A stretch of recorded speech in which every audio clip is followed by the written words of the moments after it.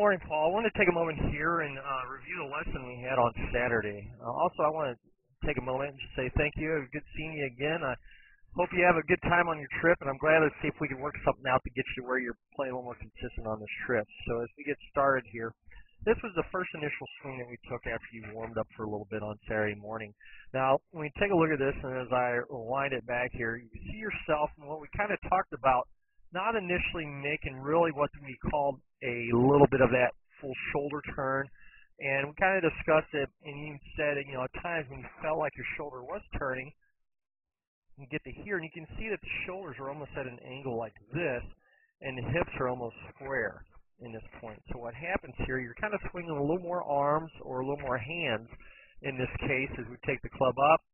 And it's not even at the top of your golf swing. You can see how at the top, how the hands become hinged or actually over position as we look here. So hold on one second here. I'm going to do this, and you do that right there. You just see over, you try to take the club back all the way to parallel, and we don't necessarily do that. Look at the difference in that swing, and if I compared you to, let's say, let's take a look at it here. Let's look at Ricky. Ricky's got wood there. Keegan. All right. Let's see here.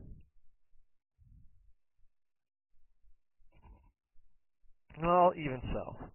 Let's take a look at little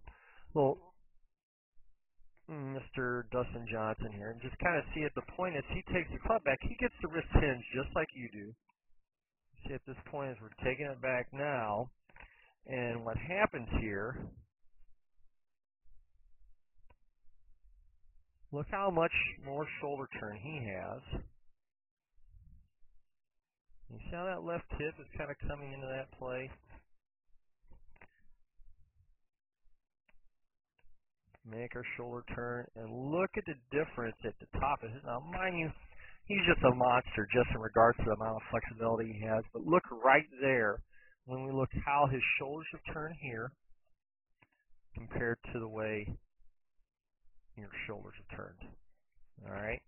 Look how the left knee comes out. So there's a similarity there, but you can kind of look at your hips and almost see that the hips are wanting to turn, but they quite haven't got there. So I think one of the cases now, we talked about there in the beginning that, when you looked at your golf swing, you said you come out, you get going, and the first couple of swings aren't too bad.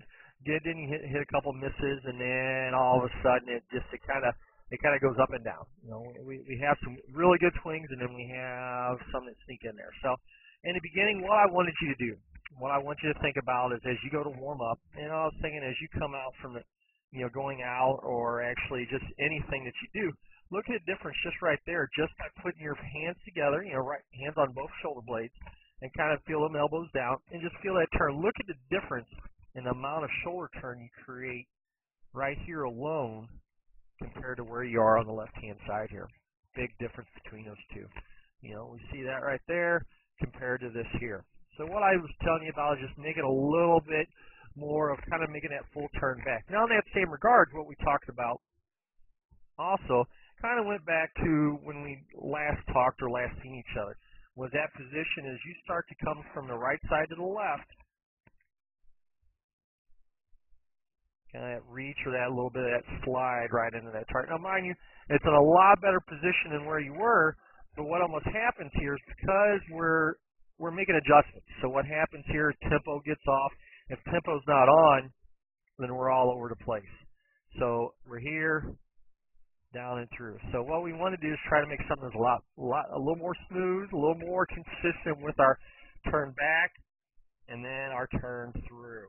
So just as kind of a warm-up, I want you to just put the hands on the shoulders and kind of turn back and forth. Nice, smooth, easy swings. Next in what we talked about, I want you to take nice, easy swings up to the top. Feeling that same type of move. We put a little pole here next to you. This is what we wanted you to do, and I want you to turn up and just kind of feel your position down into your knee. Actually, that's one of the ones ahead of time. This is the one I wanted right here. No, that's not it. That's towards the end here when we get to talking here. Let's see here. All right, here we go. So this is one as we take a look at just the two differences here. Trying to feel that position. What we talked about here is even at this case here, look at the difference between there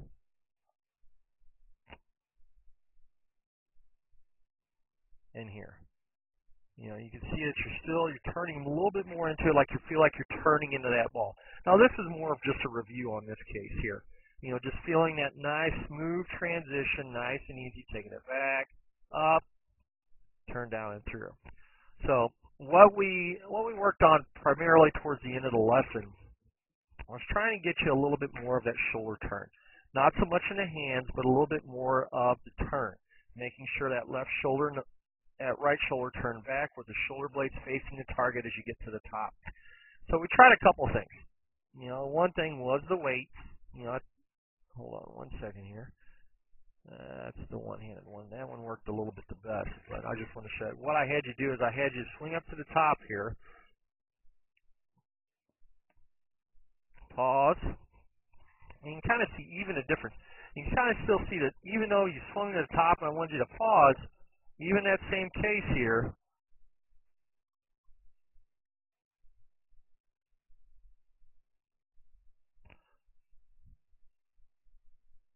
as you get to here, look at the difference in those two. Now, compared to where I really wanted you to stop was more there. Night and day difference, but it was still that right hand kind of felt like that right hand was pulling you all the way back to the top, making you break your hinges and wrists at the top, where you don't necessarily need to. It's that common thought we all think we need to get back to parallel, and we really don't. But initially, I just wanted you, I thought two hands might do it. We come down, nice and smooth, down and through. So at the beginning here, that kind of worked okay, and we were getting there, kind of feeling it. And then I think the one that worked the best was actually this one here. It was left hand only, and at first you didn't quite hit it right. So what I had you do is I had you put a tee in the ground, sticking about a half-inch out of the ground. Now when you do that, you'll take a look as you turn back to the top. Look at the amount of shoulder turn you have right there compared to where we look right here. Night and day difference. I mean, posture looks better. Look at your hips. Hips have turned through. Knees look good. Night and day difference between these two positions, wouldn't you say? So by doing that, all I want you to do is turn to about 10 o'clock. What we talked about is turn to about 10 o'clock, left hand only, and then put the right hand on, and then I want you to swing down and through. Now the whole thought with the tee being in the ground is that tee, as you put that tee in the ground, we're scooping that tee, and you see how you hit right there. You can kind of see it as you come down through. The tee hit and kind of come up a little bit. Now by doing that, you do the next one, and that's ensuring that you stay down in the shot as you turn back and through. Now this one here, we're up right there. See the tee come up. There's the tee right there. Down, but much better transition, especially on your follow through everything. Body turned down into it, shoulders turned back. Everything made a big difference in our swinging and our posture. I mean, overall, it looked great. Now, when we take a look at this, what we want to think is that as we do this, we're not doing it fast. So what I want you to do, you can do it at the house. You can do it at the range. I'd most definitely want you to do it at the range. But if you can't make it to the range, I want you to do it at the house. Put a tee in the ground, use it as a warm-up. I want you to hit 10 swings, hitting the tee out of the ground. Left hand back to 10 o'clock, right hand on, swing through. Then I want you to do it with a wiffle ball. Put a wiffle ball on the ground, just regular golf wiffle ball, swing back to 10 o'clock, swing back down and through. Big difference, but you'll see definitely one in your tempo, one in your shoulder turn back, and in 3, your transition through the shot. It's going to be a world of difference, and I think you'll see a big difference as well. So 2 sets of 10 reps on both of them with the ball, and then at the range, I want at least the first 20 balls hit left hand only, okay? And then just kind of feeling yourself, then going back to this swing here, as you took it back, I want you to take it back nice, so that's where that tee's back there in the back.